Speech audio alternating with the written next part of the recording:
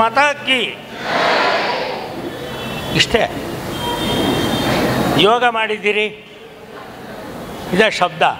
ಬೋಲೋ ಭಾರತ್ ಮಾತಾ ಕಿ. ನಿರೂಪಣೆ ಮಾಡಿದಂತಹ ರಾಧಾ ಪ್ರಸಾದ್ ಅವರು ಆಕಾಶವಾಣಿಯಲ್ಲಿದ್ದಾರೆ. ನಮ್ಮ ಯೋಗದ ಇವತ್ತಿನ ಮುಖಾಮುಖಿಯಲ್ಲಿ ನಮ್ಮ ಮನಸ್ಸು, ನಮ್ಮ ಬುದ್ಧಿ, ನಮ್ಮ ವಿವೇಚನೆ ಎಲ್ಲವೂ ಯೋಗಮಯವಾಗಿರಬೇಕು. ಆದರೆ ಇರಲ್ವಲ್ಲ, ಅವ್ರನ್ನ ಕೇಳಿ, ರಾಧಾ ಅವ್ರನ್ನ ಕೇಳಿ. ಯಾಕೆ ಗೊತ್ತಾ, ನನ್ನ ಮನೆಯಲ್ಲಿ ನನ್ನವಳೇ ಆಕಾಶವಾಣಿ, ಎದುರು ಮನೆಯವಳೇ ದೂರದರ್ಶನ, ಪಕ್ಕದ ಮನೆಯವಳೇ ವಾರ್ತಾಪತ್ರಿಕೆ. ಹಾಗಾಗಿ ನಾವು ರಾಧಾಬಾಯಿ, ಇಂದಿರಾಬಾಯಿ, ಕಮಲಾಬಾಯಿ ಅಂತೇಳಿ ಬಾಯಿ ಬಾಯಿ ತಿರ್ಸಿ ಬಾಯಿ ಬಿಟ್ಟುಬಿಟ್ಟು ಬಾಯಿ ಬಡ್ಕೊಳ್ಳೋ ರೀತಿಲಿ ವ್ಯವಸ್ಥೆಗೆ ಬರಬಾರ್ದು ಅನ್ನುವುದಕ್ಕೋಸ್ಕರವಾಗಿ ಇವತ್ತು ಪತಂಜಲಿ ನಮನ ಅನ್ನುವ ವಾಯ್ಸ್ ಇದಗಡೆ ಕೇಳಿಸ್ತಾರೆ, ಪಾತ್ರ ಇಟ್ಕೊಂಡು ಮಾಡಿ. ಪತಂಜಲಿ ನಮನ ಅಂತ ಹೇಳಿ ನಮ್ಮ ಮನಸ್ಸನ್ನು ಕೂಡ ಯೋಗಕ್ಕೆ ಒಳಪಡಿಸ್ಕೊಳ್ಬೇಕು. ನಾನು ನಮ್ಮ ಮಹರ್ಷಿಗಳಲ್ಲಿದ್ದಾರೆ, ನಮ್ಮ ಪತಂಜಲಿ ಮಹರ್ಷಿಗಳಲ್ಲಿದ್ದಾರೆ. ರವಿ ಮಾಮ್ನೇ ನನಗೆ ಪತಂಜಲಿ ಮಹರ್ಷಿ, ಆಯಿತಾ. ಹಾಗಾಗಿ ನಾವು ನಮ್ಮ ಮನಸ್ಸನ್ನು ಶುದ್ಧವಾಗಿ ಇಟ್ಟುಕೊಳ್ತಿದ್ರೆ ನಮ್ಮ ಕೇಳಿಸತ್ತಾ ಇಲ್ವಾ? ಈಗ ಕೇಳಿಸತ್ತಾ? ಕಾಣಿಸ್ತಾನ? ನಮ್ಮ ಮನಸ್ಸು ಮಲಿನವಾದರೆ ಮನುಷ್ಯನೇ ಮಲಿನವಾದಂತೆ. ಆದ್ದರಿಂದ ದೇಹ ಒಂದೇ ಸ್ವಚ್ಛವಾಗಿಟ್ಕೊಂಡ್ರೆ ಸಾಲದು, ಮನಸ್ಸನ್ನು ಸ್ವಚ್ಛವಾಗಿಟ್ಕೊಳ್ಬೇಕು. ಮನಯೇವ ಮನುಷ್ಯಾಣಾಂ ಕಾರಣಂ ಬಂಧ ಮೋಕ್ಷಯೋ ಅದು ನಿಮಗೆ ಗೊತ್ತಿದೆ. ಆದ್ದರಿಂದ ನಮ್ಮ ಹಳ್ಳಿ ಕಡೆ ಒಂದು ಮಾತಿದೆ, ಭಕ್ತನ ಬಾಯಿ ಹಾಡ್ತಾ ಇರಬೇಕು, ಬಸವನ ಬಾಯಿ ಆಡ್ತಾ ಇರಬೇಕು. ಹಾಗಾಗಿ ಪತಂಜಲಿ ಮಹರ್ಷಿಗಳಿಗೆ ನಾವೆಲ್ಲರೂ ಕೂಡ ಕನ್ನಡದಲ್ಲಿ ಅವರಿಗೆ ನಮ್ಮ ನಮನಾಂಜಲಿಯನ್ನು ಸಲ್ಲಿಸಬೇಕು. ನೀವೆಲ್ಲರೂ ಕೂಡ ಅದನ್ನು ಉಚ್ಚಕಂಠದಲ್ಲಿ ಶ್ರೇಷ್ಠ ಸ್ವರದಲ್ಲಿ ಹೇಳಬೇಕು. ಕೈ ಮುಕ್ಕೊಳ್ಳಿ. ಆ ಶ್ಲೋಕ ಹೇಳ್ಕೊಡ್ತೀನಿ. ಕನ್ನಡಕ್ಕೆ ಅನುವಾದಿಸಿರೋರು ಬಂಗಾಳಿ ಕವಿ ಬರೆದಿರ್ತಕ್ಕಂಥ ಈ ಪದ್ಯವನ್ನು ಕನ್ನಡಕ್ಕೆ ಅನುವಾದಿಸಿರೋರು ನಮ್ಮ ರಾಷ್ಟ್ರಕವಿ ಕುವೆಂಪುರವರು. ನಾವು ಪತಂಜಲಿ ಮಹರ್ಷಿಗಳನ್ನು ನೋಡ್ತಿದ್ದ ಹಾಗೆಯೇ ನಮ್ಮ ಎದೆ ಒಳಗೆ ಯಾವ ರೀತಿಯ ಭಾವನೆ ಬರಬೇಕು ಅನ್ನುವುದನ್ನು ಅವರು ಎಷ್ಟು ಸೊಗಸಾಗಿ ಹೇಳಿದ್ದಾರೆ. ನಿಮಗೆ ಇವಾಗ ಅದು ವೇದ್ಯವಾಗುತ್ತೆ.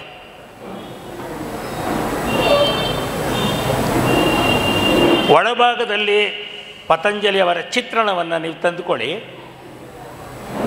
ಅದರ ಜೊತೆಗೆ ನಾವು ಗಮನಿಸ್ತಾ ಇದ್ದರೆ ಏನು ಕೇಳ್ಕೋಬೇಕು ಅನ್ನೋ ಶಬ್ದ ಸರಳವಾಗಿ ಕನ್ನಡದಲ್ಲಿ ಎಷ್ಟು ಚೆನ್ನಾಗಿ ಹೇಳ್ಬೋದು ಅನ್ನೋದಕ್ಕೆ ನಮ್ಮ ಮನಸ್ಸಿಗೆ ಭಾವನೆಯು ಬಹಳ ಮುಖ್ಯ ಅನ್ನುವುದನ್ನು ನೀವು ಅರ್ಥೈಸ್ಕೊಳ್ತೀರಿ. ನಿನ್ನ ಪದ ಕಮಲದಲ್ಲಿ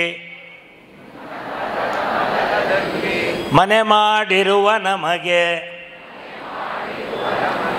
ಆ ಸ್ಥಾನ ಈ ಸ್ಥಾನ ಎಲ್ಲವ ಸ್ಥಾನ ಅಲ್ಲಲ್ಲಿ ಎನಲೇನು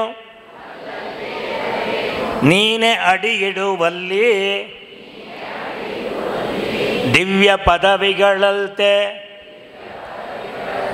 ಮಾನವಮಾನ ಸೂತ್ರಧಾರಿಯು ನೀನು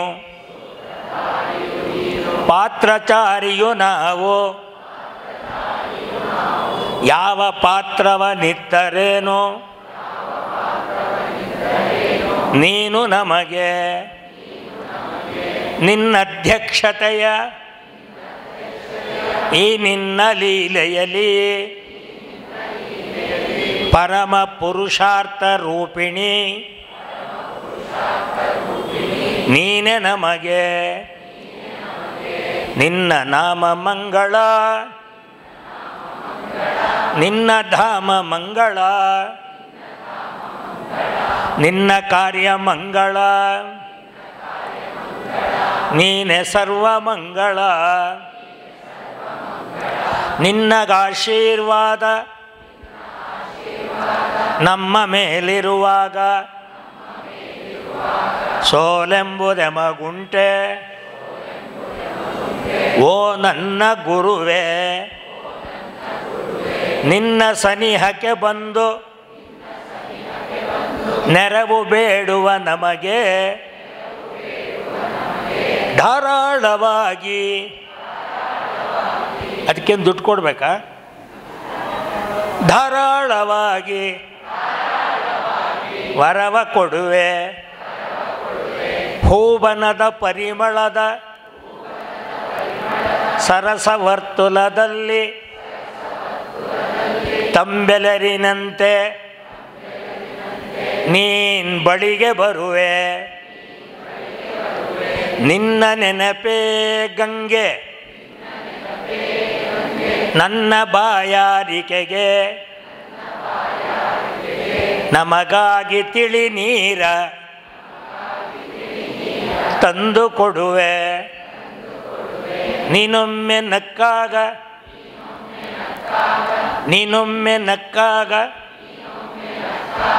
ಶಕ್ತಿ ಬರುವುದು ನಮಗೆ ಅದರಂತೆ ನಾನಿಂದು ಹೆಜ್ಜೆ ಇಡುವೆ ನಿನ್ನ ಅಭಿಮಾನಕ್ಕೆ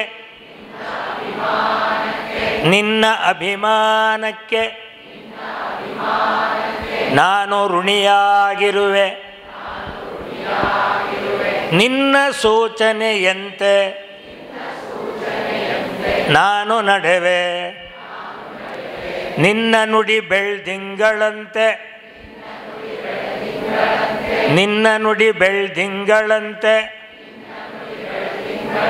ತಾರೆಗಳಂತೆ ನಮಗಾಗಿಯೇ ನೀನು ಪೊರೆಯುತ್ತಿರುವೆ ನಾನಿನ್ನ ಬಳಿ ಬಂದು ಕೈ ಮುಗಿಯುವ ಸಮಯದಲ್ಲಿ ನಮಗೆ ದೊರಕುವುದು ಸಂಪೂರ್ಣ ನಿನ್ನ ಕೃಪೆಯೇ ನಿನ್ನ ನಾಮ ಮಂಗಳ ನಿನ್ನ ಧಾಮ ಮಂಗಳ ನಿನ್ನ ಕಾರ್ಯ ಮಂಗಳ ನೀನೆ ಸರ್ವ ಮಂಗಳ. ಈ ಥರ ಒಂದು ಪ್ರಾರ್ಥನೆಯನ್ನು ನಾವು ಮಾಡುವುದರ ಮೂಲಕ ನಮ್ಮ ಮನಸ್ಸನ್ನು ಶುಚಿಗೊಳಿಸಿಕೊಂಡು ಆನಂತರಕ್ಕೆ ದೈಹಿಕಕ್ಕೆ ಚಿಕಿತ್ಸಾ ರೂಪದಲ್ಲಿ ನಾವು ಯೋಗವನ್ನು ಕಲಿಸಿದರೆ ಆಗ ಯೋಗಕ್ಷೇಮ, ಆಗ ನಮ್ಮ ಬದುಕು ಯೋಗಕ್ಷೇಮ. ಇವತ್ತು ನಮ್ಮ ಬದುಕಿನಲ್ಲಿ ಯೋಗಕ್ಷೇಮ ಇಲ್ಲ ಅಂತ ಹೇಳಿದ್ದೇ ಆದರೆ ಪತ್ರನೇ ಬರೆಯಲ್ವಲ್ಲ. ಆದ್ದರಿಂದ ಪತ್ರನೇ ಬರೆಯದಿದ್ದ ಮೇಲೆ ಯೋಗಕ್ಷೇಮ ಎಲ್ಲಿದೆ? ಸಾಧ್ಯವೇ ಇಲ್ಲ. ಆ ಯೋಗಕ್ಷೇಮ ಇರಬೇಕಾದ್ರೆ ಬಹಳ ಮುಖ್ಯವಾಗಿ ನೀವು ಮಾತಾಡಿಸ್ಬೇಕಾದ್ರೆ ಯಾರನ್ನಾರು ನೋಡಿ ಎಷ್ಟು ಚೆನ್ನಾಗಿ ಮಾತಾಡ್ತಾರೆ, ಯೋಗ ಮಾಡಿ ಬಂದಿರ್ತಾರೆ. ಆದರೆ ಅವನು ಕೇಳಿ ಚೆನ್ನಾಗಿದ್ದೀರಾ ಅಂದ, ಅಯ್ಯೋ ಏನೋ ಇದ್ದೀನಿ. ಬೇಲೂರು ಶಿಲಾಬಾಲಿಕೆ ಇಲ್ಲೇ ಬಂದುಬಿಡ್ತಾಳೆ, ಏನಾಗಿದೆ. ಯಾಕೆ ಹಂಗೆ ಹೇಳ್ತಾರೆ? ನಮ್ಮ ಆಕಾಶವಾಣಿ ರಾಧಮ್ಮನವ್ರನ್ನ ಕೇಳಿ ಯಾಕೆ ಹಂಗೆ ಹೇಳ್ತಾರೆ ಅಂಥೇಳಿದರೆ ಅವರಲ್ಲಿ ಯೋಗ ಮಾಡಿರ್ತಾರೆ, ಆದರೆ ಆರೋಗ್ಯ ಇರಲ್ಲ. ಆರೋಗ್ಯ ಇರಬೇಕು ಅಂತ ಹೇಳಿದರೆ ನೀವು ಯೋಚನೆ ಮಾಡಬೇಕು. ಆರೋಗ್ಯ ಅನ್ನೋದೊಂದು ಪದ, ಅದರಲ್ಲಿ ಆರೋಗ್ಯ ಅಂದ್ರೇನು ಅಂತ ಯಾರನ್ನು ನಾವು ತಿಳ್ಕೊಂಡಿದ್ದೀವ? ಇಲ್ಲ. ಆರೋಗ್ಯನ ಅಂದರೆ ಅಯ್ಯೋ ಏನೋ ಇಷ್ಟು ಮಟ್ಟಿಗಿದ್ದೀನಿ, ಏನು ಮಾಡ್ತೀರಾ, ಬದುಕಂಗೂ ಇಲ್ಲ ಹೋಗಂಗೂ ಇಲ್ಲ, ಹೋಗ್ಬಿಡಿ ನೋಡೋಣ, ಇಲ್ಲ ಅದು ಹಂಗಲ್ಲ ಹೇಳಿದ್ದು ನಾನು ಅಂತ ಮತ್ತೆ ವಾಪಸ್ ಬರ್ತೀವಿ. ಆರೋಗ್ಯವಾಗಿದ್ದರೆ ಅದು ಆರೋಗ್ಯ. ಯಾವುದದು? ಕಾಮ, ಕ್ರೋಧ, ಲೋಭ, ಮೋಹ, ಮದ, ಮತ್ಸರ ಯಾರೂ ನಮ್ಮಲ್ಲಿ ಸದಾಕಾಲ ಇರ್ತಾರೆ. ಯಾರೂ ಯೋಗ್ಯವಾಗಿದ್ದರೆ ನಾವು ಆರೋಗ್ಯ. ಇದರಲ್ಲಿ ಯಾವುದೋ ಒಂದು ಕಡಿಮೆ ಇರುತ್ತಲ್ಲ, ಇಲ್ಲ ಮದ ಇರುತ್ತೆ. ಇನ್ನು ಮದ ಅಂತಂದರೆ ಏನು ಮಾಮ ಅಂತ ಕೇಳಬೇಕು. ನಮ್ಮ ಕಾವ್ಯಾನಂದರು ಎಷ್ಟು ಸೊಗಸಾಗಿ ಹೇಳಿದ್ದಾರೆ ನೋಡಿ. ತೆನೆ ಬಿಟ್ಟ ಭತ್ತ ಬಾಗುತ್ತದೆ, ಗೊನೆ ಬಿಟ್ಟ ಬಾಳೆ ಬಾಗುತ್ತದೆ, ಫಲ ಬಿಟ್ಟ ಮಾವು ಬಾಗುತ್ತದೆ, ಪುಕ್ಷಟ್ಟ ದೇಹ ಬೀಗುತ್ತದೆ. ಬೀಗುವುದು ಬದುಕಲ್ಲ, ಬಾಗುವುದು ಬದುಕು. ತಾಗಿದರೆ ತೆಂಗಿನ ಮರದೆತ್ತರಕ್ಕೆ ತಾಗಬೇಕು, ಬಾಗಿದರೆ ಬಾಳೆಯಂತೆ ಬಾಗಬೇಕು, ತೋರಿದರೆ ಸಂಪಿಗೆಯಂತೆ ತೋರಬೇಕು, ತೂರಿದರೆ ಮಲ್ಲಿಗೆಯಂತೆ ತೂರಬೇಕು. ಯೋಗ ಮಾಡಿದ ಮೇಲೂ ಕಾಕಡ ಅನ್ನಿಸಿಕೊಂಡು ಪಾಕಡ ಯಾಕಾಗಬೇಕು? ನಮ್ಮ ಜೀವನಕ್ಕೆ ಯೋಗ ಕರ್ಮಸು ಕೌಶಲ, ಕರ್ಮಜ್ಞಾನಕ್ಕೆ ಸಂಬಂಧಪಟ್ಟದ್ದು. ಅದರಿಂದ ಮನಸ್ಸಿಗೆ ಮೊದಲು ನಾವು ಆರೋಗ್ಯವನ್ನು ಕೊಡಬೇಕು. ಆ ಆರೋಗ್ಯವನ್ನು ಇಟ್ಕೊಳ್ಳೋದಕ್ಕೋಸ್ಕರ ಪ್ರಾರ್ಥನೆ. ಪತಂಜಲಿ ಅನ್ನುವ ನಮ್ಮ ಋಷಿಗಳನ್ನು ನೀವು ನೆನಪು ಮಾಡಿಕೊಳ್ತೀರಿ. ಆ ನೆನಪು ಮಾಡಿಕೊಡ್ತಕ್ಕಂತಹ ಇದರಲ್ಲಿ ನಾವು ಅರ್ಥೈಸಿಕೊಳ್ಳುವುದರ ಮೂಲಕ ನಮ್ಮ ಬದುಕಿಗೆ ಅನುಷ್ಠಾನ ತಂದುಕೊಳ್ಬೇಕು. ನಾನು ಈ ಯೋಗ ಅಂತ ಹೇಳುವಾಗ ತಮಾಷೆಯಾಗಿ ಹೇಳೋದುಂಟು. ನನ್ನ ಮನೆಯಲ್ಲಿ ಹಬ್ಬಕ್ಕೆ ನನ್ನವಳಿಗೆ ಸೀರೆ ತಂದು ಕೊಡುತ್ತೇನೆ ಎಂದರೆ ಅಲ್ಲೇ ತಕ್ಷಣ ಮಯೂರಾಸನ, ಹಾರದಿದ್ದರೆ ಕುಕ್ಕುಟಾಸನ. ಮಕ್ಕಳಿಗೆ ಹೊಸ ಬಟ್ಟೆ ತಂದು ಕೊಡುತ್ತೇನೆ ಅಂದರೆ ಭುಜಂಗಾಸನ, ಹಾರದಿದ್ದರೆ ವಕ್ರಾಸನ. ತರುವ ಸಂಬಳ ಸಾಲದಾಗಿರಲು ತರಕಾರಿಗೆ ತಪ್ಪಿಸಿಕೊಳ್ಳಲಿಕ್ಕೆ ಹಾಕಿಯೇ ಬಿಟ್ಟೆ ಶವಾಸನ ಅಂದರು. ಅದರಿಂದ ನಾವು ಶಿವಾಸನ ಹಾಕಬೇಕೇ ಹೊರತು ಶವಾಸನ ಅಲ್ಲ ಹಾಕೋದು.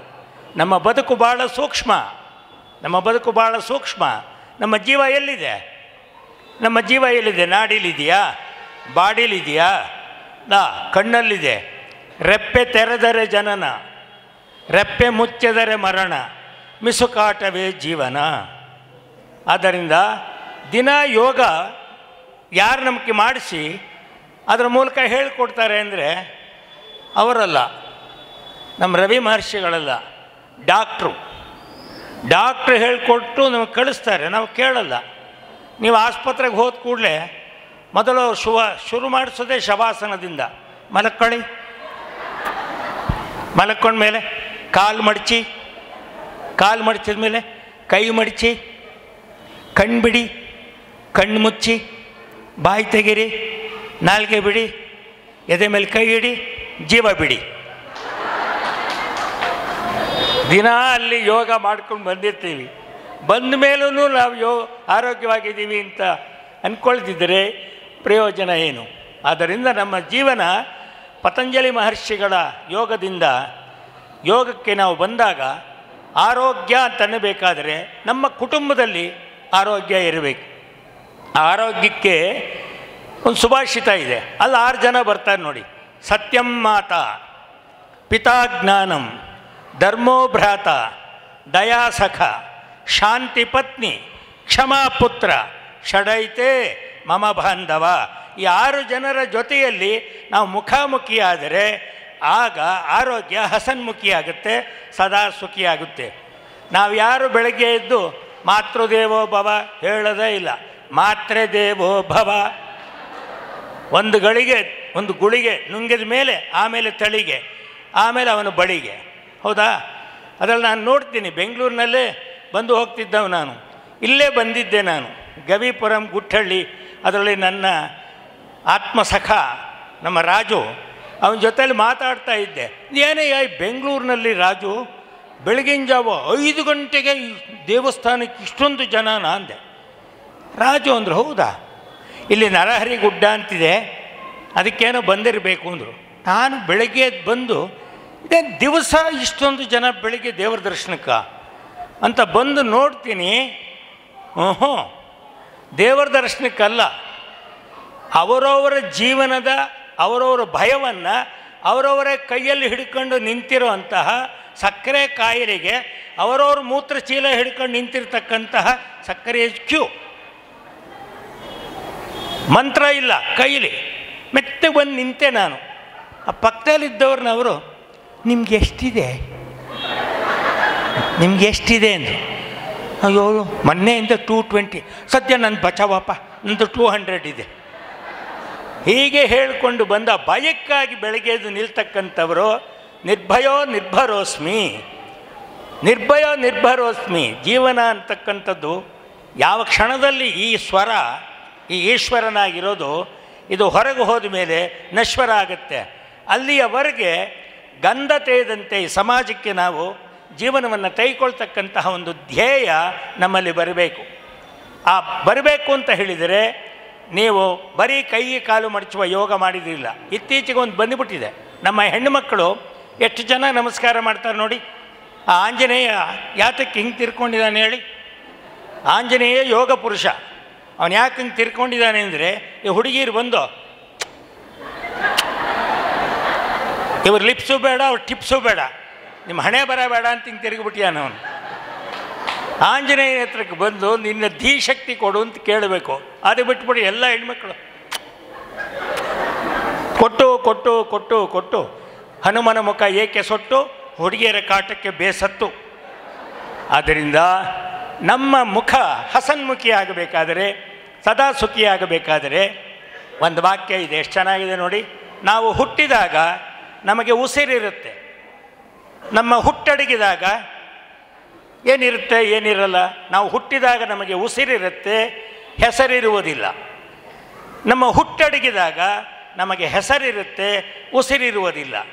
ಹೆಸರಿನ ಉಸಿರಿನ ನಡುವೆ ಇರುವವರ ಜೊತೆಯಲ್ಲಿ ಕೆಸರೆರಚದಲ್ಲೇ ಬದುಕಿದರೆ ನಮ್ಮುಸಿರು ಅವರುಸಿರು ಹಸಿರಾಗಿರುತ್ತೆ. ಅದನ್ನು ಮಾಡಬೇಕು, ಇರುವವರಿಗೆ ಬದುಕಬೇಕು. ಎದ್ದರೆ ಶಿವ, ಬಿದ್ದರೆ ಶವ ನಡೀಬೇಕು. ಅಷ್ಟೇ ಜೀವನ, ಬೇರೆ ಇನ್ನೇನೂ ಇಲ್ಲ. ನಮ್ಮ ಹಳ್ಳಿ ಕಡೆ ನೀವು ಹಳ್ಳಿ ಭಾಷೆನೇ ಕೇಳಬೇಕು ನೀವು. ಇವೆಲ್ಲ ನಗರದಲ್ಲಿ ಕನ್ನಡ ತಗೊಂಬಂದು ಇಟ್ಬಿಟ್ಟಿದ್ದೀರಿ, ಯದ್ವಾ ತದ್ವಾ ಅಪಭ್ರಂಶವೇ. ಅದನ್ನು ನೋಡಬೇಕಾದ್ರೆ ನಾನು ಎಷ್ಟೋ ಕಡೆ ನಮ್ಮ ಮಕ್ಕಳನ್ನ ಮಾತಾಡಿಸುವಾಗ ಇಂಗ್ಲೀಷಲ್ಲೇ ಮಾತಾಡಿಸ್ಬೇಕು ಅವ್ರನ್ನ. Man all your good name please ಅಂದು ಒಂದು ಹುಡುಗಿ. ನಾನಂದೆ, before the tell me what is your bad name please.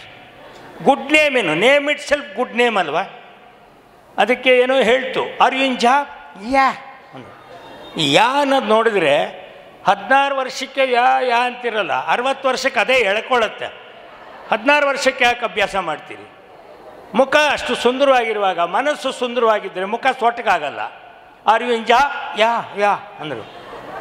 You are in job, you are not studying. Yeah yeah ಅಂದರು. Either in foreign collaboration or Indian collaboration. Foreign collaboration. Okay, what is your occupation ಅಂದರೆ sales girl. Sales girl. Oh, what is your mother tongue? Kannada ಅಂದು. ಅಯ್ಯೋ ಕರ್ಮವೇ, ಇಷ್ಟೊತ್ತು ಕನ್ನಡ ಅಂತ ಹೇಳಬಾರ್ದಿತ್ತ ಅಂದೆ. I can't speak Kannada fluently ಅಂದು. ಸೇಲ್ಸ್ ಗರ್ಲ್ ಅನ್ನೋಕ್ಕೆ ಕನ್ನಡದಲ್ಲಿ ಏನು ಅಂದೆ? ಐ ಕಾಂಟ್ ಅಂದು. ನಾನು ಹೇಳಲ್ಲ ಅಂದೆ. ಹೇಳಿ ಇಂದು. ಮಾರಮ್ಮ. ಆ ಮಾರಮ್ಮನ ಕೆಲಸಕ್ಕೆ ಇಂಗ್ಲೀಷಲ್ಲಿ ಹೇಳಿದ್ರೇನು, ಕನ್ನಡದಲ್ಲಿ ಹೇಳಿದ್ರೇನು, ತಮಿಳಲ್ಲಿ ಹೇಳಿದ್ರೇನು? ಯೋಗ ಕರ್ಮಸ ಕೌಶಲಂ.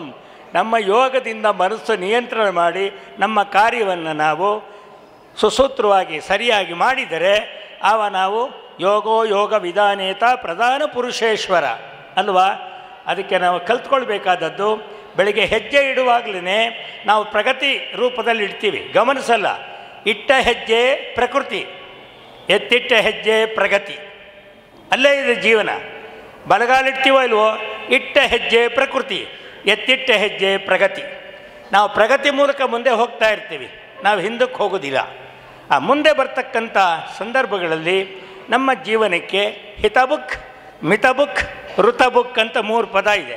ಹಿತವಾಗಿ ಊಟ ಮಾಡು, ಮಿತವಾಗಿ ಊಟ ಮಾಡು, ಋತುಗಳಿಗೆ ಸಂಬಂಧಿಸಿದಂತೆ ಊಟ ಮಾಡು ಅಂತಿದೆ. ಇಷ್ಟು ಮಾಡಿಬಿಟ್ರೆ ನಮ್ಮ ಬದುಕು 100 ವರ್ಷ ಸೌಖ್ಯವೋ ಸೌಖ್ಯ.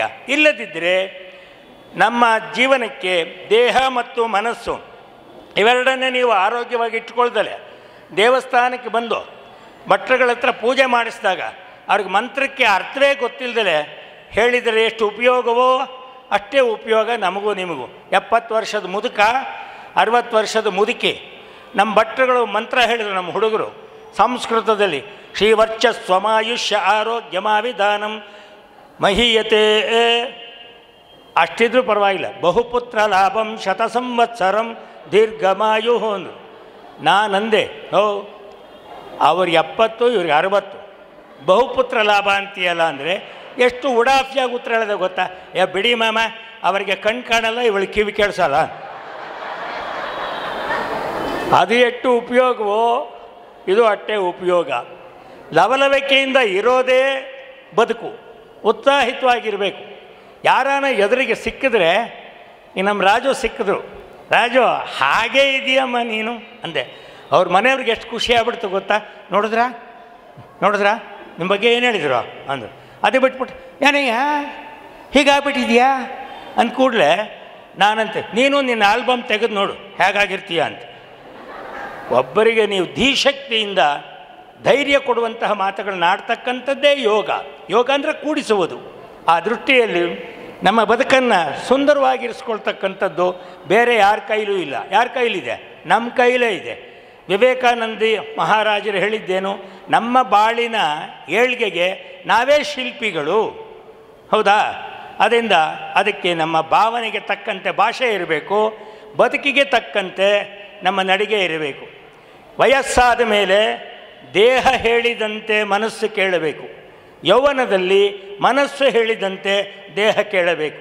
ಎಸ್ ವಿ ಪರಮೇಶ್ವರ ಭಟ್ ಮಹಾನುಭಾವ ಕವಿ ಅವರು ಒಂದು ಚುಟುಕ ಹಾಕಿದ್ದಾರೆ. ಏನಂತ ಅಂದರೆ, ಮೊಮ್ಮಗ ಒಬ್ಬ ವಯಸ್ಸಾದ ಮುದುಕರಿಗೆ ಮನೆಯಲ್ಲಿ ತಾತನಿಗೆ ಬಾಳೆಹಣ್ಣು ತಂದು ಕೊಡ್ತಾನೆ. ಆದರೆ ಈ ಚಪಲ ಬಿಡೋದಿಲ್ಲ, ಈ ಚಪಲ ಬಿಡಲ್ಲ. ಬಾಳೆಹಣ್ಣು ಮುದುಕನಿಗೆ ತಂದು ಕೊಟ್ಟು ಕೂಡಲೇ ಆಸೆ.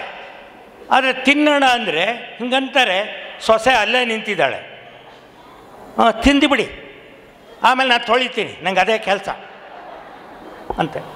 ತಿನ್ನಕ್ಕಾಸೆ, ಆದರೆ ತೊಳೆದು ಬಿಡ್ತೀನಿ ಅಂತಂದ್ರಲ್ಲ. ಇನ್ನು ಮಗನಿಗೆ ಹೇಳ್ತಾರೆ, ಮಗ ನೀವು ಬುದ್ಧಿ ಇಲ್ವ ನಿನಗೆ, ಏನು ತಿನ್ನಬೇಕಿತ್ತ ಹೀಗೆಲ್ಲ ಅಂತಾರೆ. ಏನು ಮಾಡೋದು? ಮರ್ಯಾದೆ ಉಳಿಸ್ಕೋಬೇಕು, ಸೊಸೆಯಿಂದ ಹೊಗಳಿಸ್ಕೋಬೇಕು, ಮಗನಿಂದ ಸಮಾಧಾನಕ್ಕೆ ಬರಬೇಕು, ಮೊಮ್ಮಗನಿಗೆ ಒಂದು ಖುಷಿ ಆಗಬೇಕು. ಎಷ್ಟು ಚೆನ್ನಾಗಿ ಹಾಕಿದ್ದಾರೆ ಅಂದರೆ, ಯೋಗದಕ್ಕೆ ಮನಸ್ಸು ದೇಹದ ಜೊತೆಗೆ ಹೇಗಿರಬೇಕು ಅನ್ನೋಕ್ಕೆ ಆ ಚುಟುಕ ಹೇಳುತ್ತೆ. ಅಂತರ್ತಾನೆ, ಮೊಮ್ಮಗ ಬಾಳೆಹಣ್ಣು ತಂದ, ತಾತ ಬಾಳೆಹಣ್ಣಾದರೂ ತಿನ್ನಿ ಎಂದ. ಒಡನೆ ಸೊಸೆಯ ಕಡೆ ನೋಡುತ್ತಾ ನಾನಂದೆ, ಅಯ್ಯೋ ಕಂದ, ಈ ಬಾಳೆಹಣ್ಣಾಗಿದೆ, ಇನ್ನೇನು ತಿನ್ನಲಿ ಎಂದೇ. ಏನು ಆನಂದ ಆಗ್ಬಿಡ್ತು ಸೊಸೆಗೆ ಅಂದರೆ, ಅಯ್ಯೋ ಇನ್ನೂ 20 ವರ್ಷ ಹಿಂಗೆ ಬದುಕಿ ತುಂಬ ಸಂತೋಷ, ನಾನು ಸೇವೆ ಮಾಡ್ತೀನಿ.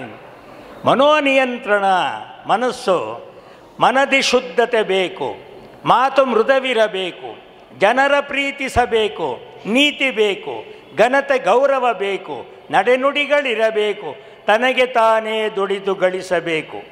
ಮರೆಮೋಸಗಳು ಬೇಡ, ಸುಳ್ಳು ಸುಲಿಗೆಯು ಬೇಡ, ಪರರ ನಿಂದಿಸಬೇಡ, ಚಾಡಿಬೇಡ, ಕೆರಳಿ ಕೋಪಿಸಬೇಡ, ದರ್ಪ ಹಿಂಸೆಯು ಬೇಡ, ಬರಿಯ ಢಂಬವು ಬೇಡ, ಹೆಮ್ಮೆ ಬೇಡ, ಕ್ರಮವು ತಪ್ಪಲು ಬೇಡ, ಕೆಟ್ಟವರ ಜತೆ ಬೇಡ, ಅಮಲು ಸೇವಿಸಬೇಡ, ಜಗಳ ಬೇಡ, ಭ್ರಮೆಯಿಂದ ಕೆಡಬೇಡ, ಭೇದವೆಣಿಸಲು ಬೇಡ, ಕ್ಷಮೆಯ ನೀ ಬಿಡಬೇಡ, ಭೀತಿ ಬೇಡ, ಸತ್ಯ ಹಿಡಿದಿರಬೇಕು, ಧರ್ಮ ನಡೆದಿರಬೇಕು, ನಿತ್ಯ ಗುರುದೇವರನ್ನು ನಂಬಬೇಕು, ಮತ್ತೆ ಧೈರ್ಯವು ಬೇಕು, ಶೌರ್ಯ ಸಾಹಸ ಬೇಕು, ಕರ್ತವ್ಯಗೈಯುತ್ತಿರೆ ಹಿಡಿದ ಛಲಬೇಕು, ಬುದ್ಧಿವಂತಿಕೆ ಬೇಕು, ತನ್ನ ತಿಳಿದಿರಬೇಕು, ಉದ್ಯೋಗವಿರಬೇಕು, ಚುರುಕು ಬೇಕು, ಶುದ್ಧ ಜೀವನ ಬೇಕು, ಬಾಳುವೆಗೆ ಬೆಲೆ ಬೇಕು, ವೃದ್ಧಿ ಹೊಂದಲು ಬೇಕು, ಕೀರ್ತಿ ಬೇಕು, ಅನ್ಯರೊಡವೆಯು ಬೇಡ, ಲೋಭ ಸ್ವಾರ್ಥವು ಬೇಡ, ಅನ್ಯಾಯದಲ್ಲಿ ದೊರೆತ ಸಿರಿಯು ಬೇಡ,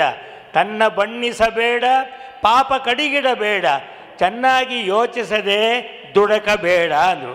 ಇದನ್ನು ಯಾರು ಅರ್ಥ ಮಾಡ್ಕೊಳ್ತಾರೆ ಅವರ ಬದುಕು ಸೌಖ್ಯವಾಗಿರುತ್ತೆ. ಈ ಪದ್ಯವನ್ನು ಕಯ್ಯಾರ ಕಿಞ್ಞಣ್ಣರೈ ಕಾಸರಗೋಡಿನ ಕವಿ ಅವರು ಬರೆದದ್ದು. ಆದ್ದರಿಂದ ನಮ್ಮ ಆರೋಗ್ಯ ಅಂತಕ್ಕಂಥದ್ದು ದೇವರ ಕೈಲಿಲ್ಲ, ಡಾಕ್ಟ್ರ್ ಕೈಲಿಲ್ಲ, ನಮ್ಮ ಕೈಲೇ ಇದೆ ಎನ್ನುವುದನ್ನು ನಾವು ಮರೆಯಬಾರದು.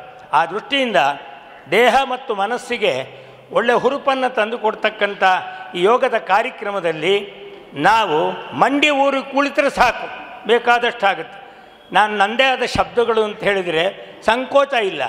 ನಾವು ಕಮೋಡು ಬಳಸ್ಕೊಂಡು ಕೂತಿದ್ದೇ ಆದರೆ ನಮ್ಮ ಮಂಡಿ ಕಮಿಟ್ ಆಗುತ್ತೆ, ಫ್ಲಶ್ ಔಟ್ ಆದರೆ ಫ್ರೆಶ್ ಆಗುತ್ತೆ.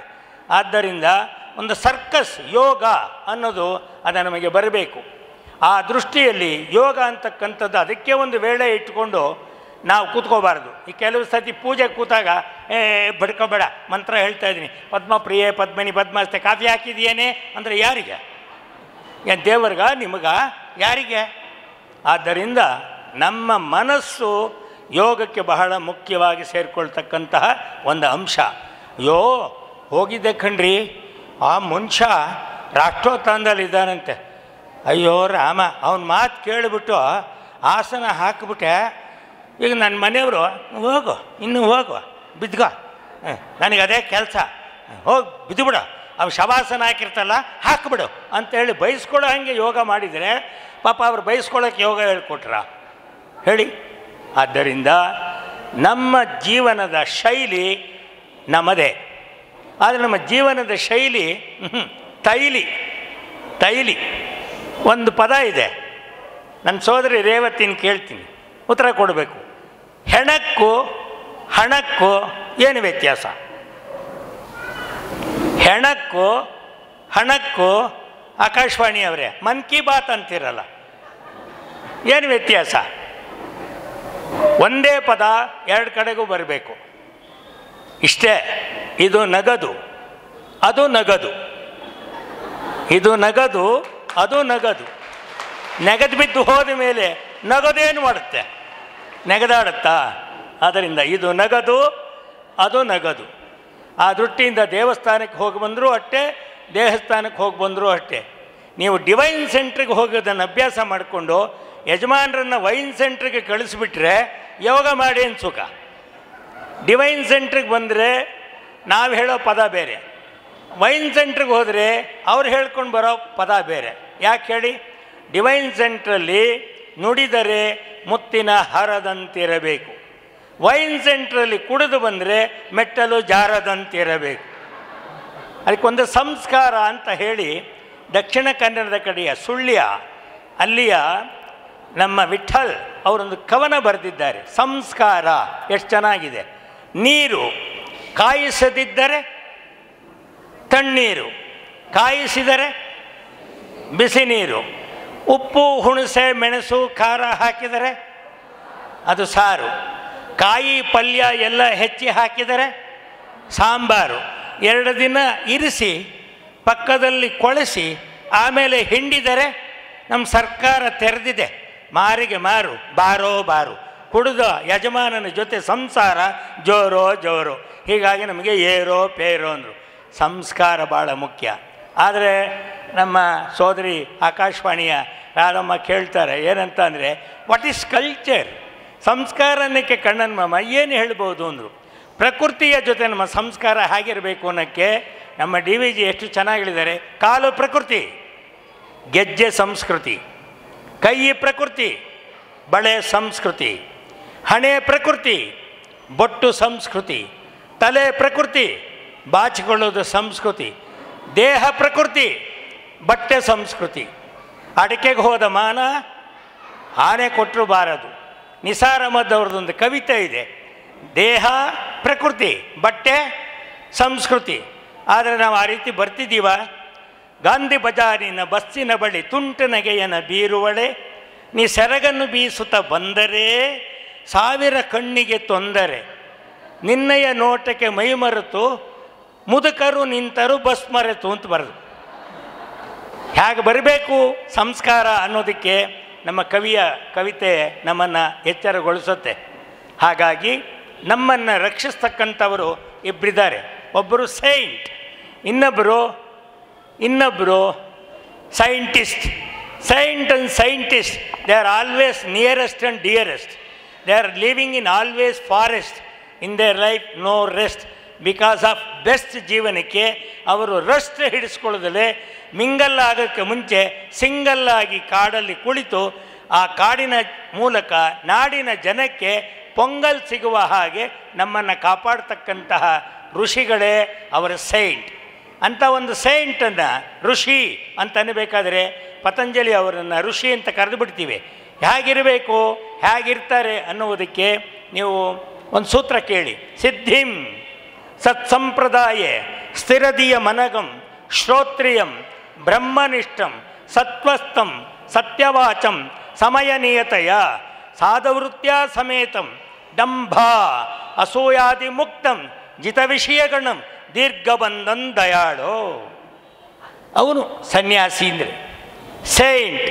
ಇಂಗ್ಲೀಷ್ನಲ್ಲಿ ನನಗೆ ಇಸ್ರೇಲಿಯನ್ ನಮ್ಮ ಹಿರೇಮಡವರು ಬಂದಾಗ ಕೇಳ್ತಾರೆ, can you explain what is saint ಅಂದರು. Saint, yes saint, no I want letter wise ಅಂದರು. SAINT ಲೆಕ್ಕ ಹಾಕಿ, SAINT, 5 ಗ್ಯಾರಂಟಿ, 5 ಗ್ಯಾರಂಟಿ. ನಮ್ಮ ರಾಮಾಯಣ ಗ್ಯಾರಂಟಿ, ಈ ರಾಮಾಯಣ ಗ್ಯಾರಂಟಿ ಅಲ್ಲ, 5 ಗ್ಯಾರಂಟಿ. SAINT, ಎಸ್ ಸ್ಯಾಕ್ರಿಫೈಸರ್ ತ್ಯಾಗಿ, I ಇಂಟ್ಯೂಟರ್ ಅಂತರ್ಬೋಧಕ, N ನೇಚರ್ ಪಾರ್ಟ್ನರ್ ಪ್ರಕೃತಿ ಪುರುಷ, SAIN ನೇಚರ್ ಪಾರ್ಟ್ನರ್ ಪ್ರಕೃತಿ ಪುರುಷ, T ಥಿಂಕರ್ ಚಿಂತಿತ, S ಸ್ಯಾಕ್ರಿಫೈಸರ್ ತ್ಯಾಗಿ, A ಅಡ್ವೆಂಚರ್ ಅನುಭಾವಿ, I ಇಂಟ್ಯೂಟರ್ ಅಂತರ್ಬೋಧಕ, N ನೇಚರ್ ಪಾರ್ಟ್ನರ್ ಪ್ರಕೃತಿ ಪುರುಷ, T ಥಿಂಕರ್ ಚಿಂತಿತ. ಅವರು ಸೈಂಟ್. ಅಂತಹ ಒಂದು ಸೈಂಟ್ ಹೇಗಿರ್ತಾರೆ ಅಂದರೆ ಸುಮ್ಮನೆ ಅಲ್ಲ, ನೀವು ಹೋಗಿ ಕಾಲಿಗೆ ಬಿದ್ದುಬಿಡ್ತೀರಿ. ನಾನು ಕೆಲವು ಸತಿ ತಮಾಷೆಯಲ್ಲಿ ಹೇಳೋದುಂಟು, ಈ ಜನ ತಿಳಿದಲೇ ಹೋಗಿ ಸ್ವಾಮೀಜಿಗಳಿಗೆ ಕೈ ಮುಗಿದು ಬಿಡುತ್ತವೆ. ಕೆಲವು ಸ್ವಾಮೀಜಿಗಳಿಗೆ ಕೈ ಮುಗಿದ ಕೂಡಲೇ ನಮಗೆ ಮೋಕ್ಷ ಸಿಕ್ಬಿಡುತ್ತಾ? ಇಲ್ಲ, ನಮ್ಮ ಮನಸ್ಸಲ್ಲಿ ಪರಿಶುದ್ಧತೆ ಬೇಕಲ್ಲ. ಅದಕ್ಕೆ ಒಂದು ಸ್ವಾಮೀಜಿ ಹತ್ರ ಈಗ ಬೇಕಾದಷ್ಟು ಮಠಗಳು ಹುಟ್ಟುಕೊಂಡಿದೆ, ಸ್ವಾಮೀಜಿಗಳು ಸಿಗ್ತಾ ಇದ್ದಾರೆ. ಒಂದು ಸ್ವಾಮೀಜಿ ಕೂತಿದ್ರೆ ಗಂಡ ಹೆಂಡ್ತಿ ಮೊದಲು ಅದಕ್ಕೆ ಕಲ್ತ್ಕೊಳ್ಬೇಕು, ಅಲ್ಲಿ ಯೋಗ ಆಗಬೇಕು ಸ್ವಾಮಿ ತಾನೆ. ಗಂಡ ಹೆಂಡ್ತಿ ನಡುವೆ ಮುಖಾಮುಖಿಯಾಗಿ ಹಸನ್ಮುಖಿ ಆದರೆ ಬಹುದೊಡ್ಡ ಯೋಗ. ಗಂಡ ಮನೆಗೆ ತಡವಾಗಿ ಬರುವಾಗ ಹೆಂಡತಿಯ ತುಟಿ ಕೆಂಪಾಗಿರಲಿ, ಕೆನ್ನೆ ಕೆಂಪಾಗಿರಲಿ, ಕಣ್ಣು ಕೆಂಪಾಗದಿರಲಿ. ಬನ್ನಿ ಅಂದುಬಿಟ್ರೆ ನರಸಿಂಹ ಜಯಂತಿಗೆ ಹೋಗೋದೇ ಬೇಡ, ಇಲ್ಲೇ ಆಗ್ಬಿಡುತ್ತೆ. ಅಯ್ಯೋ ಕರ್ಮ, ನಿಮ್ಮನ್ನು ಕಟ್ಕೊಂಡಲ್ಲ ಅಂತ. ನಾವೇ ಕಟ್ಕೊಳ್ಳೋದಕ್ಕೆ ಅಲ್ವೇನ್ರಿ ಮದುವೆ ಮಾಡೋದು? ಯೋಚನೆ ಮಾಡಿ. ಅಯ್ಯೋ ನಿಮ್ಮನ್ನು ಕಟ್ಕೊಂಡ, ನನ್ನ ಕರ್ಮ ಅಂದರು. ಮಾತೆಲ್ಲೇ ನಿಮಗೆ ಗೊತ್ತಾಗ್ಬಿಡುತ್ತೆ. ಆ ಎದರ ಮನೇಲಿ ಆ ಹೆಂಡತಿ ಆದವಳು ಹೇಳ್ತಾರೆ, ನೀವು ಇದೀರಿ ದಾಂಡಿ ಪಿಂಡಿಕೆ, ಅಲ್ಲಿ ನೋಡಿ ಆ ಪಕ್ಕದ ಮನೆಯಲ್ಲಿ ಮದುವೆಯಾಗಿ 22 ವರ್ಷ ಆಯ್ತಂತೆ. ಮಾತಿಗೂ ಚಿನ್ನ ಕಾಫಿ ಹಾಕಿದ್ಯಮ್ಮ, ಚಿನ್ನ ತಿಂಡಿ ಮಾಡಿದ್ಯಮ್ಮ, ಚಿನ್ನ ಕೊಡ್ತೀಯನಮ್ಮ, ಚಿನ್ನ ಆಫೀಸ್ಗೆ ಹೋಗಿ ಬರಲಮ್ಮ. ಎದರ ಮನೆಯೊಳಗೆ ಊರಿಗೆ ಕಿತ್ಕೊಂಡ್ಬಿಡ್ತು. ನೀವು ಇದ್ದೀರಿ ದಾಂಡಿ ಪಿಂಡಿಕೆ, 24 ವರ್ಷ ಆಯಿತು ಮದುವೆಯಾಗಿ, ಒಂದು ಸತಿನಾದರೂ ಆ ಥರ ನೀವು ಮುದ್ದಾಡಿದ್ರೇನ್ರಿ ಅಂದರೆ ಬಿಟ್ಟ ಇವನು. ಯಾಯ್ ನನಗೂ ಅವಳನ್ನ ಆ ಥರ ಮುದ್ದಾಡಬೇಕು ಅಂತ ಆಸೆ, ಅವ್ರ ಗಂಡ ಒಪ್ತಾನ ಇಲ್ವೋ ಅಂತ. ಮನಸ್ಸು ಉಲ್ಟಾ ಪಲ್ಟಾ ಆದರೆ ನೀವೇ ದಾರಿ ತೋರಿಸ್ಬಿಡ್ತೀರಿ. ಚಿನ್ನ ಅಂದ್ಲು, ತಂದ್ರ ಅಂದ್ಲು, ಬೇಡವಾ ಬೇಡ, ಹಿತ್ತಾಳೆ ಅಂತ ಕರೆಯೋದೇ ವಾಸಿ. ಹೌದಾ? ಅದರಿಂದ ನೀವು ಯೋಚನೆ ಮಾಡಿ. ನಗೋದಕ್ಕೆ ಬರೋಲ್ಲ ಅಂದರೆ ಏನು ಪ್ರಯೋಜನ? ನನ್ನ ಮುಖದಲ್ಲಿ ಕೋತಿ ಕುಣಿಯತ್ತಾ, ಯಾಕಂಗೆ ನಗ್ತೀರಾ ಅಂತಂದರೆ ಆ ಕೋತಿ ಕುಣಿಯೋದಕ್ಕೆ ಅಲ್ವ ನಗು ಬರೋದು. ಕೋತಿ ಕುಣಿದಿದ್ರೆ ನಗ್ತಾರನ್ರಿ? ನಕ್ಕಷ್ಟು ದಿನ ನಿನದು, 10 ದಿನ ನಿನದಲ್ಲ. ನೀ ನಗುವ ಹೂವಾಗು ಜಗದವನದಲ್ಲಿ, ಹೂ ಬಿಡದ ಲತೆಗಾರು ನೀರ ನೆರೆಯುವರಿಲ್ಲಿ. ನಗುತ್ತಲಿರು ಜನ ನಗಲಿ, ಮನೆ ನಗಲಿ, ಮನ ನಗಲಿ, ಮುದ್ದು ರಾಮನ್. ಅದಕ್ಕೆ ಮನೆಗೆ ಆಷಾಢ ಶುಕ್ರವಾರ ಅಲ್ವಾ, ಆಷಾಢ ಶುಕ್ರವಾರ ಒಬ್ಬ ಭಿಕ್ಷುಕ ಬರ್ತಾನೆ. ಅವನು ಎಷ್ಟು ಚೆನ್ನಾಗಿ ಸಂಸ್ಕಾರದಿಂದ ಮಾತಾಡ್ತಾನೆ ನೋಡಿ. ಅವನು ಬರ್ತಿದ್ದಂಗೆ ಯಜಮಾನ ಪತ್ರಿಕೆ ಹಿಡ್ಕೊಂಡು ಕೂತಿರ್ತಾನೆ. ಅವನು ಬಂದ ಭಿಕ್ಷುಕ, ಅಮ್ಮ ತಾಯೇ ಮಹಾಲಕ್ಷ್ಮಿ ಧರ್ಮ ಮಾಡಿಮ್ಮ. ಇವಳಿಗೆ ವಾ, ಗಂಡನ ಹತ್ರ ಪತ್ರಿಕೆ ಕಿತ್ಬಿಟ್ಟು, ನೋಡಿ ನೀವು ಶಿಕ್ಷಕ ಏನಕ್ಕೆ ಮುಂಡಾ ಮೋಸ್ತು, ಅವನು ಭಿಕ್ಷುಕ ನೋಡಿ ಎಷ್ಟು ಚೆನ್ನಾಗಿ ಕರೀತಾನೆ, ಅಮ್ಮ ತಾಯೇ ಮಹಾಲಕ್ಷ್ಮಿ. ಒಂದು ಸತಿನಾದ್ರೂ ಕರೆದ್ರೇನ್ರಿ? ನಾ ಯಾಕೆ ಕರಿಬೇಕು? ಅವ್ನು ಕರಿತಾನೆ, ಕಣ್ಣು ಮುಚ್ಕೊಂಡು ಕರಿತಾನೆ. ನಾನು ಯಾಕೆ ಹಂಗೆ ಕರಿಬೇಕು ಅಂತ ಇವಳಿಗೂ ತಲೆ ಉಡ್ತಾರೆ.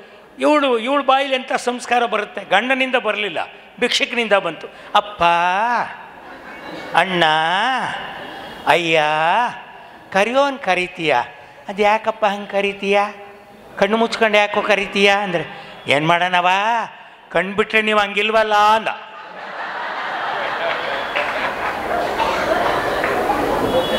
ಗಂಡ ಹೆಂಗೆ ಕರೀತಾನೆ? ತಾಯ ಪಾರ್ವತಿ ಪರಮ ಕಲ್ಯಾಣಿ ಶಂಕರ ಪ್ರಿಯೆ ಸನ್ನುತಚ್ಚಾಯೆ ಸಾವಿತ್ರಿ ಸಕಲ ಶಕ್ತಿ ರೂಪಿಣಿ ಕಾಳಿಕಾತ್ಯಾಯಿನಿ ಶ್ರಿಯೇ ವೈಷ್ಣವಿ ವರದೆ ಚಂಡಿ ಚಾಮುಂಡಿ ನಿರಪಾಯೆ ನಿಗಮಾಗಮ ಮಾರ್ಚಿತೆ ಮಂತ್ರಮಯಿ ಅಂತ ಹೇಳ್ತಾ ಇದ್ದ ಒಬ್ಬನು ಕೇಳಿದೆ, ಏನೇ ಅಷ್ಟು ಜೋರಾಗಿ ಹೇಳ್ತಿದೀಯಾ ಅಂತ. ಅಯ್ಯೋ ಸದ್ಯ 2,000 ರೂಪಾಯಿ ಉಳೀತು ಅಂದ. ಯಾಕೆ ಅಂದು, ಅಯ್ಯೋ ಚಾಮುಂಡಿ ಬೆಟ್ಟಕ್ಕೆ 2,000 ರೂಪಾಯಿ ಕಟ್ಟಬೇಕು ಅಂದರು. ಅದಕ್ಕೆ ಯಾಕೆ? ಮನೆಯಲ್ಲೇ ಚಾಮುಂಡಿ ಇದ್ದಾಳೆ, ಅವಳ ಮುಂದೆ ಮಂಡಿ ಊರಿದ್ರೆ ಸಾಕು, 2,000 ರೂಪಾಯಿ ಆದರೂ ಉಳಿಯುತ್ತೆ. ಅಲ್ಲಿ ಕೊಟ್ಟುಬಿಟ್ಟು ಚಾಮುಂಡಿಯೂ ಸಿಗಲ್ಲ, ಈ ಚಾಮುಂಡಿಯೂ ನೆಟ್ಟಗಾಗಲ್ಲ, ದುಡ್ಡು ಬೇರೆ ಬೋಳಿಸ್ಕೋಬೇಕು ಅಂದರು. ಕಾರಾಮಿತ್ರರು ಭಾಳ ಚೆನ್ನಾಗಿ ಹೇಳಿದರು. ಏನಪ್ಪ ಹೇಗಿದೆಯಾ ಅಂದರು. ಏನು ಯೋಗ ಏನೋ ಮಾಡ್ತೀನಿ ಮಾಮ, ಆದರೆ ಏನಾಯಿತು ಅಂದರೆ, ಏನು ಯೋಗನೋ ಒಂದೊಂದು ಸತಿ ಬೇಜಾರಾಗ್ಬಿಡ್ತು ಅಂದು. ಯಾಕೆ ಅಂದರು, ಮನೆಯವಳಿಗೆ ಕಾಲು ಊದ್ಕೊಂಡ್ಬಿಟ್ಟಿದೆ ಅಂದ. ಮನೆಯೊಳಗೆ ಕಾಲು ಊದ್ಕೊಂಡಿದ್ದಕ್ಕೂ ನೀನು ಯೋಗಕ್ಕೇನೆಯ ವ್ಯತ್ಯಾಸ, ಏನು ಸಂಬಂಧ ಇದೆಯಾ? ಇಲ್ಲ, ಬರೀ ಅವ್ರು ಹೇಳ್ಕೊಟ್ರು ಅಂತ ಯೋಗ ಯೋಗ ಯೋಗ ಅಂತ ಕೂರ್ತೀರಿ. ಒಂದು ಸಿನಿಮಾ ಕರ್ಕೊಂಡು ಹೋಗ್ರಿ ಅಂದರೆ ಸಾಯ್ತೀರಿ. ಕರ್ಕೊಂಡೋಗೇನು ಬಂದಿದೆ ರೋಗ ಅಂದು. ಏನು ಮಾಡಿದೆ? ಕರ್ಕೊಂಡು ಹೋದೆ. ಏನಾಯಿತು? ಯಾರೋ ಕಾಲು ತುಳಿದು ಬಿಟ್ಟಿದ್ದಾರೆ, ಕಾಲು ಊದ್ಕೊಂಡ್ಬಿಟ್ಟಿದೆ ಅಂದ. ಅವಳಿಗೆ ಕಾಲು ಊದ್ಕೊಂಡ್ಬಿಟ್ಟಿದೆ, ಬೇಜಾರು, ಮನಸ್ಸಿಗೆ ಭಾಳ ಬೇಜಾರು, ಯೋಗಕ್ಕೆ ಹೋಗೋಕ್ಕೂ ಬಿಡಲ್ಲ, ಕ್ಷೇಮವಾಗಿರೋಕ್ಕೂ ಇಲ್ಲ. ಇವರು ವಾರಾಮಿತ್ರ ಅಂದ್ರೆ, ಒಂದು ಕೆಲಸ ಮಾಡ, ನೀನು ಕಾಲು ತುಳಿತಾರೆ ಅಂದರೆ ಸಿನಿಮಾಗೆ ಕರ್ಕೊಂಡು ಹೋಗ್ಬೇಡ ಅಂದ. ಅಯ್ಯೋ, ಕರ್ಕೊಂಡು ಹೋಗ್ದಲ್ಲಿದ್ರೆ ಮುಖ ಊದ್ಕೊಂಡ್ಬಿಡುತ್ತೆ, ಮುಖ ಊದ್ಕೊಳ್ಳೋಕ್ಕಿಂತ ಕಾಲು ಊದ್ಕೊಳ್ಳೋದೇ ವಾಸಿ, ಸಿನಿಮಾ ಕರ್ಕೊಂಡು ಹೋಗ್ತೀರಿ.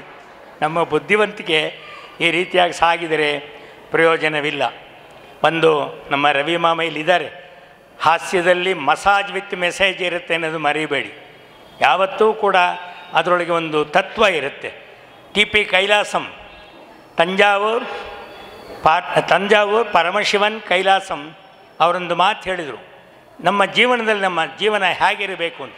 ಸತ್ರು ನನ್ನ ಶವ ನಗನಗುತ್ತಿರಬೇಕು ಅಂದರು. ಇಂಥ ವಾಕ್ಯ, ಸತ್ರು ನನ್ನ ಶವ ನಗನಗುತ್ತಿರಬೇಕು ಅಂತ. ಆದರೆ ಈ ನಗನಗ್ತಾ ಇರಬೇಕು ಅಂತ ಸತ್ತ ಶವವನ್ನು ತಗೊಂಡೋಗ್ಬೇಕಾದ್ರೆ ನೀವು ನೋಡಿ, ಹೊತ್ಕೊಂಡಿರೋನು ಉಫ್ ಅಂತ ಹೊತ್ಕೊಂಡು ಹೋಗ್ತಿರ್ತಾನೆ. ಅವತ್ತು ಏನೋ ಭಾಳ ದೊಡ್ಡದಾಗಿ ನಾವು ವಾಸ್ತವಿಕವಾಗಿ ಅವರಿಗೆ ಹೋಗ್ಬಿಟ್ನಲ್ಲ, ಅವರಿಗೆ ಸಂಬಂಧ ಅಂದರೆ ನಮಗೂ ಅವ್ರಿಗೂ ವ್ಯವಹಾರ ಇದ್ದಿದ್ದರಿಂದ ಬರ್ತಾ ಇರಲಿಲ್ಲ. ಆದ್ರೂ ಸತ್ತಾಗ ಹಂಗೆಲ್ಲ ಇಟ್ಕೋಬಾರ್ದು ಅಂತೇಳಿ ಬಂದಿದ್ದೀನಿ ಅಂತ ಕೈಲಿ ಹಿಡ್ಕೊಂಡು ಅವನ್ನ ಹೊತ್ಕೊಂಡೋಗಿ ಅವನಿಗೆ ಪಾಪ ಭಾರ ಆಯಿತೋ ಏನೋ, ಅವನು ತುಂಬ ದಪ್ಪ ಆಗ್ಬಿಟ್ಟಿದ್ದಾನೆ, ಅವನು ತಿಂತಾ ಇದ್ದ, ಹೇಳಿದ್ರೆ ಕೇಳಲಿಲ್ಲ. ನೋಡಿ ಅವನ ಭಾರ ನಿಮ್ಮ ಭುಜದ ಮೇಲೆ ಬಿದ್ದಿದೆ, ಅಯ್ಯೋ ಪಾಪ ಅಂದು. ಹೊತ್ಕೊಂಡು ಅವನಿಗೆ ಎಷ್ಟು ಸಿಟ್ಟಿತ್ತು ಅಂತಂದರೆ ತೆಗೆದು ಕೆನೆ ಬಾರಿಸ್ಬೇಕು ಅಂತ. ಅವನ ಭಾರ ಅವನಿಗೆ ಗೊತ್ತು, ಹೆತ್ತವಳು ಗೊತ್ತು ಹೆರಿಗೆ ಬೇನೆ, ಹೊತ್ತವನು ಗೊತ್ತು ಹೆಣದ ಬೇನೆ ಅಂತ. ತಗೊಂಡು ಬಂದ, 4 ಜನ ಬಂದ ಮೇಲೆ ಅದನ್ನಿಟ್ಟು ಚಿತೆ ಜೋಡಿಸಿದ್ರು. ಚಿತೆ ಜೋಡಿಸಿ ಇನ್ನೇನು ಚಿತಾಸ್ಪರ್ಶ ಮಾಡಬೇಕಾದ್ರೆ ಉಡಾಫಿಯಾಗಿದ್ದವನು ಕೇಳ್ದ, ನಾನು ಮಾತಾಡಿದೆ ಅಂತ ಬೇಜಾರು ಮಾಡ್ಕೋಬೇಡ, ಬೇರೆ ಏನಿಲ್ಲ, ಈ ಚಿತೆ ಮಾಡಿದ್ದೆ, ಚಿತೆ ನಿರ್ಮಾಣ ಮಾಡಿದ್ಯಲ್ಲ, ಮಾಡಿದ್ದೀನಿ, ಅದಕ್ಕೆ ಅವನಿಗೆ ಸಾಕಾಗತ್ತಾ ಅಂದ. ಸಿಟ್ಟು ಬಂತು, ನೀನೇ ಮಲ್ಕೊಂಡು ನೋಡು ಅಂದ. ಉಡಾಫೆ ಆಗಬಾರ್ದು, ಜೀವನದಲ್ಲಿ ಜಿರಾಫೆ ಥರ ಆಗಬೇಕು ನಾವು, ಆಗ ಮಾತ್ರ ನಮ್ಮ ಬದುಕು ಸೌಖ್ಯವಾಗುತ್ತೆ. ಆ ದೃಷ್ಟಿಯಲ್ಲಿ ನಮ್ಮ ಒಗಟು ಮತ್ತು ಗಾದೆಲಿ ಕೇಳಿ, ಈ ಬದುಕು ವೈನಾಗಿಟ್ಕೊಳ್ಳೋಣ ಅಂದರೆ ಹೆಂಗಿಟ್ಕೊಳ್ಳೋಣ? ಈ ಜೀವನ ಚೆನ್ನಾಗಿಟ್ಕೋಬೇಕು ಅಂದರೆ ಹೆಂಗಿಟ್ಕೋಬೇಕು ಅಂದರೆ ಅವಳೇನು ಹೇಳೋದು ಗೊತ್ತಾ? ಅವಳು ಅಲ್ಕಂಡು ಸ್ವಾಮಿ ಇಟ್ಕೊಳ್ಳೋದೇನು, ತಿನ್ನೋ ನನ್ನ ಮಕ್ಕಳು ತಿನ್ನಬೇಕಾದ್ರೇ ತಿಳ್ಕೋಬೇಕು ಅಂದು, ತಿನ್ನೋ ನನ್ನ ಮಕ್ಕಳು ತಿನ್ನಬೇಕಾದ್ರೆ ತಿಳ್ಕೋಬೇಕು ಅಂದರೆ ಏನು ತಿಳ್ಕೊಳ್ಳೋದು ಅಂದು.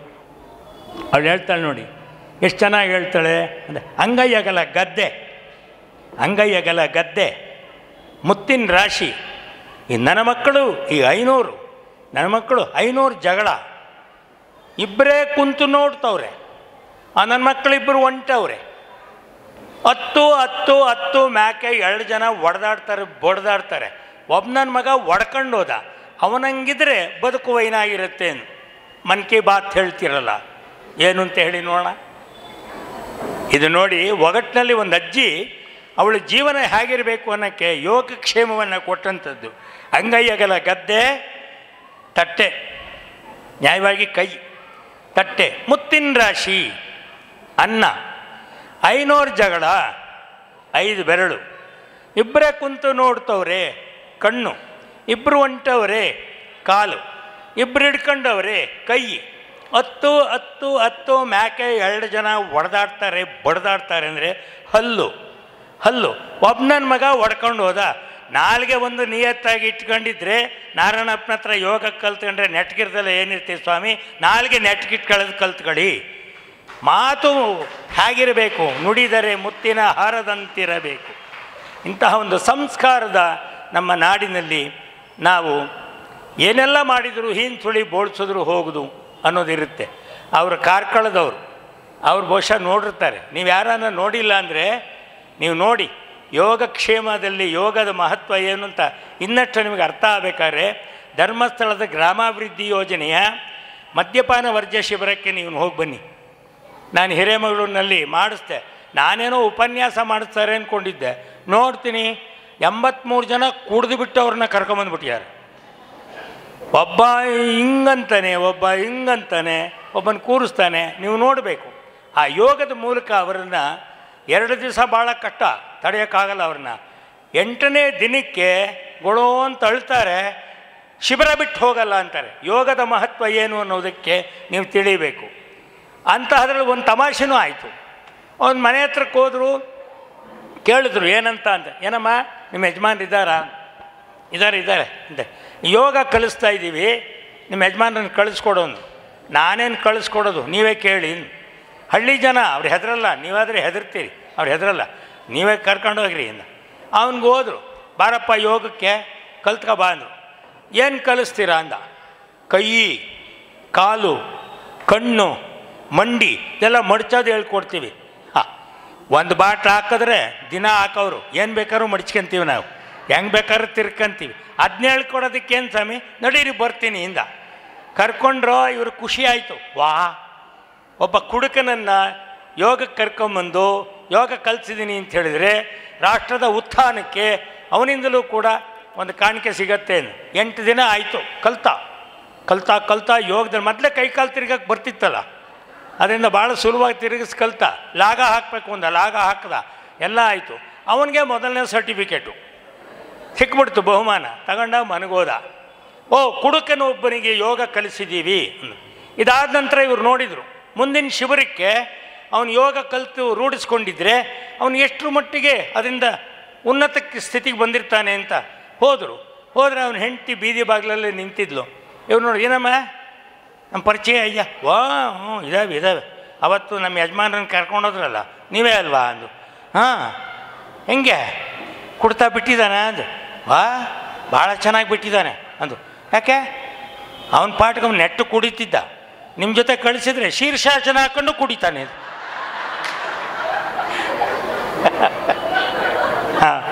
ಶೀರ್ಷಾಸನ ಹಾಕೊಂಡು ಕುಡಿತಾನೆ ಅಂದ. ಏನು ತುಳಿ ಬೋಳಿಸಿದ್ರು ಹೋಗುದು.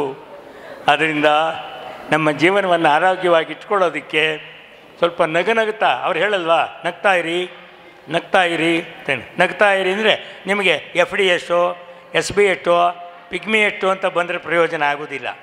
ಆ ದೃಷ್ಟಿಯಿಂದ ನಮ್ಮ ಜೀವನದ ಉತ್ಥಾನಕ್ಕೆ ಇಂಥ ಕಡೆ ರಾಷ್ಟ್ರೋತ್ಥಾನದ ಕೇಂದ್ರಕ್ಕೆ ಬಂದು ಈ ರಾಷ್ಟ್ರದ ಮೂಲಕ ಇದಕ್ಕೆ ನಾವು ಯೋಗವನ್ನು ಕಲಿಸೋದ್ರ ಮೂಲಕ ಏನಾಗಬಹುದು ಅನ್ನುವುದಕ್ಕೆ ಚಾಯ್ ಹೋನ, ಒಂದು ಲೋಟ ಚಾಯ್ ಕುಡಿಬೇಕು ಅಂತ ಹೇಳಿ ಮನೆ ಒಳಗೆ ಕೇಳಿದ್ದಕ್ಕೆ ಚಾಯ್ ಕುಡಿಬೇಕಲ್ಲ, ಚಾಯ್ ಹೋನ ಆಪ್ಕೋ घर में पैसा नहीं ಅಂದಾಗ ಮುಚ್ಕೋ ಹೋನ ಅಂದರೆ आवो मेरे साथ काम करो आपको पैसा मिलता है ಚಾಯ್ ಪಿಯೋ ಅಂದರು. ಕರ್ಕೊಂಡು ಬಂದು ಕೆಲಸ ಎಲ್ಲಿ ಸಿಗತ್ತೆ ಅಂದರೆ ರೈಲ್ವೆ ಸ್ಟೇಷನ್ನಲ್ಲಿ ಕೆಲಸ ಮಾಡು ಅಂದರು. ಬಟ್ಟೆ ತಗೊಂಡು ಒರೆಸಿದ್ದಕ್ಕೆ ದುಡ್ಡು ಸಿಕ್ತು. ಮುಚ್ಕೋ ಪೈಸಾ ಮಿಲ್ ಗಯಾ ಅಂದ.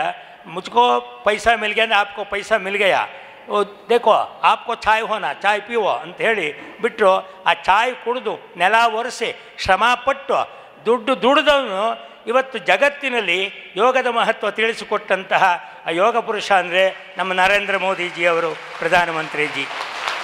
ಒಬ್ಬ ಸಾಧಾರಣ ವ್ಯಕ್ತಿ, ಒಬ್ಬ ಸಾಧಾರಣ ಸ್ವಯಂ ಸೇವಕ ಕಸ ಗುಡಿಸೋದ್ರ ಮೂಲಕ ರೈಲ್ವೆ ಸ್ಟೇಷನಲ್ಲಿ ಬಟ್ಟೆ ತೊಳೆದು ಅವರೆಲ್ಲರಿಗೂ ಕೂಡ ಜಗತ್ತಿನಲ್ಲಿ ಇವತ್ತು ಯೋಗದ ಮಹತ್ವವನ್ನು ತಿಳಿಸ್ಕೊಟ್ಟಿದ್ದಾರೆ. ಅಂದರೆ ಏನೆಲ್ಲ ನಾವು ಮಾಡಬಹುದು, ಮನುಷ್ಯ ಜೀವನದಲ್ಲಿ ಸಾಧನೆ ಮಾಡಬಹುದು ಅನ್ನೋದನ್ನು ನಾವು ಅರ್ಥ ಮಾಡಿಕೊಳ್ಳಬೇಕು ಅಂತ ಪ್ರಧಾನಮಂತ್ರಿಜಿ ಮೋದಿಜಿಯವರು ಅದು ಕಲಿಸಿದ್ದಾರೆ. ಆ ಯೋಗದವನ್ನು ದಿನ ನಾವು ಮಾಡಬೇಕು. ಅದು ಬಿಟ್ಬಿಟ್ಟು ಕಣ್ಣು ಮುಚ್ಕೊಂಡು ಕೂತ್ಕೊಳ್ತೀರಾ ಅಂದರೆ, ನಾನು ಇತ್ತೀಚೆಗೆ ಒಂದು ಕಲ್ತ್ಬಿಟ್ಟಿದ್ದೀನಿ. ಈ ಮನೆಯವಳು ಸುಮ್ಮನೆ ಕಣ್ಣು ದಪ್ಪ ಬಿಡ್ತಾಳೆ, ಧ್ಯಾನ ಮಾಡ್ತಿದ್ದೀನಿ ಕಣೆ ಅಂದುಬಿಡ್ತೀನಿ. ಈ ಥರದ್ದೆಲ್ಲ ಕಳ್ತನ ಮಾಡಬಾರ್ದು. ಅದರಿಂದ ನಾನು ಅದಕ್ಕೂ ಒಂದು ಚುಟುಕ ನಿಮ್ಮದು ಡುಂಡಿರಾಜ್ ಹೇಳ್ತೀನಿ. ಮದುವೆಗೆ ಮುಂಚೆ ನನ್ನ ನಲ್ಲ ಹೆಂಗ, ಮದುವೆಗೆ ಮುಂಚೆ ನನ್ನ ನಲ್ಲ ಹೆಂಗ, ಪಕ್ಕದಲ್ಲಿ ಬಂದು ನಿಂತಂಗ ನರೇಂದ್ರ ಮೋದಿ ಹಂಗ. ಮದುವೆ ಆದಮೇಲೆ ನನ್ನ ನಲ್ಲ ಹೆಂಗ, ಪಕ್ಕದಲ್ಲಿ ಬಂದು ನಿಂತಂಗ ಮನಮೋಹನ ಸಿಂಗ ಅಂತ. ಹೆಸರು ನೋಡಿದ್ರೆ ಅಷ್ಟು ಚೆನ್ನಾಗಿದೆ, ಅವನು ಸಿಂಗನೇ ಹೇಳಿ. ಆದ್ದರಿಂದ ನಮ್ಮ ಜೀವನಕ್ಕೆ ಧೀಶಕ್ತಿ ಎಂಬುದು ಕೂನು. ಈ ಬಾಳಿನ ಆಶಯವೇ ಆನಂದ ರಸಪ್ರಾಪ್ತಿ, ಕಾಲ ಕಳೆಯುವುದೆಂದು ಗೊಣಗುವಿಕೆ ಏಕೆ, ಇದೆ ದವನ ಇದೆ ತೇರು ಎಸೆಮೆಲ್ಲ ಇರು ನಗುತ್ತ ತೇರು ಸಾಗಲಿ ಮುಂದೆ ಮುದ್ದು ರಾಮ ಅಂದರು. ಅಂತ ಉತ್ಸಾಹಿತವಾಗಿ ನಿಮ್ಮ ಜೀವನ ನಿತ್ಯ ಸಂತಸವಿರಲಿ, ನಿತ್ಯ ಮಂಗಳವಿರಲಿ, ನಿತ್ಯ ಎದೆ ಇರಲಿ, ತಳ್ಳಲಿಕೆ ತಾಳಲಿಕೆ ಸತ್ಯವೇ ನಿಮ್ಮ ಅಂತರಾತ್ಮದ ಜ್ಯೋತಿ, ಅದು ಸದಾ ಬೆಳಗಿರಲಿ. ಸತ್ಯ ಜಯ ಧರ್ಮ ಜಯ ಮುರುಳ ಮುನಿಯ ಅನ್ನುವ ಕವಿಯ ಮಾತಿನಂತೆ ನಮ್ಮೆಲ್ಲರ ಬದುಕು 100 ವರ್ಷ ಸೌಖ್ಯವಾಗಿರಲಿ. ರಾಷ್ಟ್ರಕ್ಕೆ ದೇಹ ಮತ್ತು ದೇಶಕ್ಕೆ ಕೆಲಸ ಮಾಡಿ ಋಣ ತೀರಿಸ್ತಕ್ಕಂತಹ ಒಂದು ಕೈಂಕರ್ಯ ನಮ್ಮದಾಗಲಿ ಅಂಥೇಳಿ ಪ್ರಧಾನಮಂತ್ರಿಜಿಯವರ ಆದರ್ಶ ನಮ್ಮ ಎದೆಗೂಡಿನಲ್ಲಿ ನಿತ್ಯ ಕರ್ಮಯೋಗಕ್ಕೆ ಬರಲಿ ಅಂಥೇಳಿ ನಾವು ನೀವು ಮುಖಾಮುಖಿಯಾಗಿ ಪ್ರಾರ್ಥಿಸೋಣ.